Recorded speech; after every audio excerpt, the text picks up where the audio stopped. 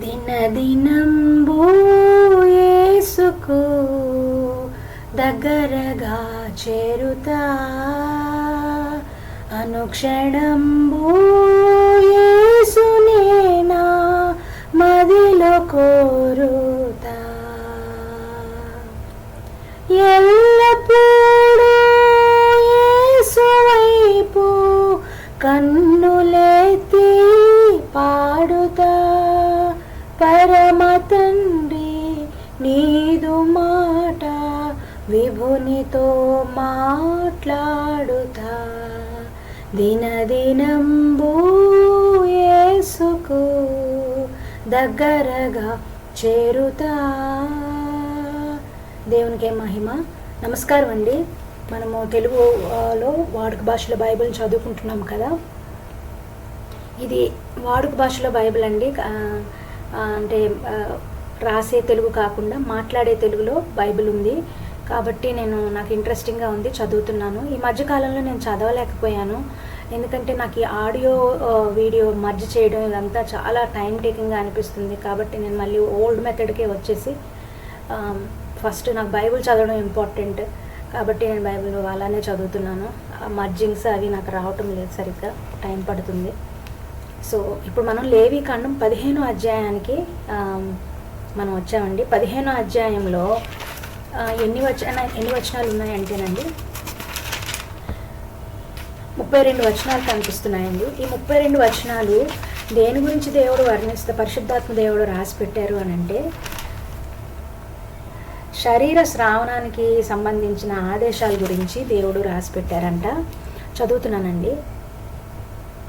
యెహోవా మోషే అహరోనులతో ఇంకా అన్నాడు, మీరు ఇజ్రాయెల్ ప్రజలతో ఈ విధంగా చెప్పండి, పురుషుడికి శరీరంలో స్రావం ఏదైనా దానివల్ల అతడు అశుద్ధంగా ఉంటాడు.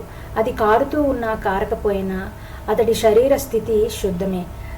స్రావమున్న ఆ వ్యక్తి ఏ పరుపు మీద పడుకున్నా ఆ పరుపు అశుద్ధమవుతుంది. దేని మీద కూర్చున్నా అది అశుద్ధం. అంతేకాక అతడి పరుపును ఎవరైనా తాకితే వారు తమ బట్టలు ఉతుక్కొని నీళ్లతో స్నానం చేయాలి. వారు సాయంకాలం వరకు అశుద్ధంగా ఉంటారు. స్రావమున్న ఆ వ్యక్తి దేని మీద కూర్చుంటాడో దాని మీద మరెవరైనా కూర్చుంటే వారు తమ బట్టలు ఉతుక్కొని స్నానం చేయాలి. వారు సాయంకాలం వరకు అశుద్ధంగా ఉంటారు. స్రావమున్న వ్యక్తి శరీరాన్ని ఎవరైనా తాకితే వారు తమ బట్టలు ఉతుక్కొని స్నానం చేయాలి. వారు సాయంకాలం వరకు అశుద్ధంగా ఉంటారు. స్రావమున్న వ్యక్తి శుద్ధంగా ఉన్న ఎవరి మీదైనా ఉమ్మి వేస్తే వారు తన బట్టలు ఉతుక్కొని స్నానం చేయాలి. వారు సాయంకాలం వరకు అశుద్ధంగా ఉంటారు. స్రావమున్నవాడు జీను మీద కూర్చుంటే అది అశుద్ధం అవుతుంది.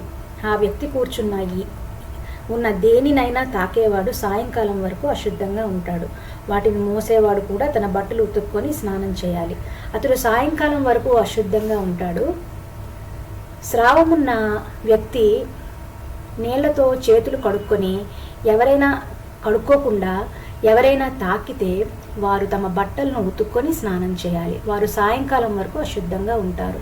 స్రావమున్న వ్యక్తి ముట్టుకున్న మట్టి పాత్రను పగలగొట్టేసేయాలి. ప్రతి చెక్క పాత్రను కడగాలి. స్రావమున్న వ్యక్తికి స్రావం మానిన తర్వాత శుద్ధం కావటానికి 7 రోజులు పడుతుంది. అతడు ఆ 7 రోజులు లెక్కించి తన బట్టలు ఉతుక్కొని పారుతున్న నీళ్లలో ఒళ్ళును కడుక్కోవాలి. అప్పుడు శుద్ధంగా ఉంటాడు. 8వ రోజున అతడు 2 గువ్వలను కానీ 2 పావురం పిల్లలను కానీ చేతపట్టుకొని యెహోవా సన్నిధానానికి సన్నిధి గుడారం ద్వారం దగ్గరికి వచ్చి యాజీకి వాటిని ఇవ్వాలి. వాటిలో ఒకదానిని పాపాల కోసం బలిగా, ఒకదానిని హోమ బలిగా యాజీకి సమర్పించాలి. ఇలా యాజీ ఆ వ్యక్తి స్రావ విషయం యెహోవా సముఖంలో ప్రాయశ్చిత్తం చేయాలి. ఒక వ్యక్తికి వీర్యస్థలనం జరిగితే స్నానం చేయాలి. అతడు సాయంకాలం వరకు అశుద్ధంగా ఉంటాడు. వీర్యం బట్ట మీద కానీ తోలు మీద కానీ పడితే ఆ బట్ట ఆ తోలు ఉతుక్కోవాలి. ఆ బట్ట లేక ఆ తోలు సాయంకాలం వరకు అశుద్ధంగా ఉంటుంది. పురుషుడు స్త్రీతో సంపర్కం చేసిన తర్వాత ఇద్దరూ స్నానం చేయాలి. వారు సాయంకాలం వరకు అశుద్ధంగా ఉంటారు. స్త్రీకి శరీరంలో రక్తస్రావం కలిగితే ఆమె 7 రోజులు అశుచిగా ఉంటుంది. ఆమెను ఎవరైనా తాకితే వారు సాయంకాలం వరకు అశుద్ధంగానే ఉంటారు. కడగా ఉన్నప్పుడు ఆమె దేని మీద పడుకుంటుందో అది అశుద్ధంగా ఉంటుంది, దేని మీద కూర్చుంటుందో అది అశుద్ధం అవుతుంది. ఆమె పడకుని ఎవరైనా తాకితే వారు తమ బట్టను ఉతుక్కొని స్నానం చేయాలి. వారు సాయంకాలం వరకు అశుద్ధంగా ఉంటారు. ఆమె దేని మీద కూర్చుంటుందో దాన్ని ఎవరైనా తాకితే వారు తమ బట్టలు ఉతుక్కొని స్నానం చేయాలి. వారు సాయంకాలం వరకు అశుద్ధంగా ఉంటారు. ఆమె పరుపును కానీ ఆమె కూర్చున్న వస్తువును కానీ అది ఏమైనా సరే దాన్ని ఎవరైనా తాకితే వారు సాయంకాలం వరకు అశుద్ధంగా ఉంటారు. పురుషుడు ఆమెతో శయనిస్తే ఆమె అశుచి అతడికి తగిలిందంటే అతడు 7 రోజులు అశుద్ధంగా ఉంటాడు. అతడు ఏ పడక మీద పడుకుంటాడో ఆ పడక అశుద్ధమవుతుంది. స్త్రీ కడగా చేరే కాలానికి ముందుగా ఆమెకు రక్తస్రావం చాలా రోజులు కలిగిన, కడగా ఉండే కాలం తర్వాత అది కలిగిన ఆమె అశుద్ధంగా ఉంటుంది. ఆమె కడగా ఉండే రోజుల్లో లాగే ఆ రక్తస్రావం కాలంలో కూడా అశుద్ధంగా ఉంటుంది. రక్తస్రావం జరిగే కాలం అంతట్లో ఆమె కడగా ఉన్నట్లే ఏ పడక మీద పడుకుంటుందో అది కూడా అశుద్ధంగా ఉంటుంది. ఆమె కడగా ఉండే కాలంలో లాగే దేని మీద కూర్చుంటుందో అది అశుద్ధమవుతుంది. వాటిని తాకే వారెవరైనా అశుద్ధంగా ఉంటారు. వారు తమ బట్టలు ఉతుక్కొని స్నానం చేయాలి. వారు సాయంకాలం వరకు అశుద్ధంగా ఉంటారు.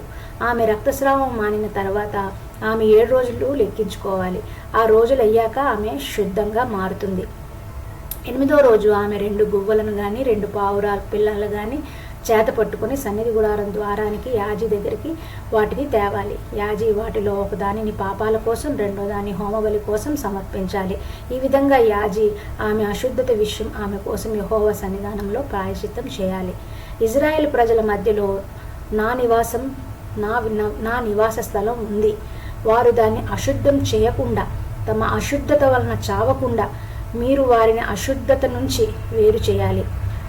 స్రావమున్నవాడి విషయము, వీర్యస్థలనం వలన అశుద్ధంగా ఉన్నవాడి విషయము, కడగా ఉన్న స్త్రీ విషయము, స్రావమున్న స్త్రీ పురుషుల విషయము, అశుద్ధంగా ఉన్న స్త్రీ శయనించేవాడి విషయములోని అనుసరించవలసిన చట్టాలు ఇవే.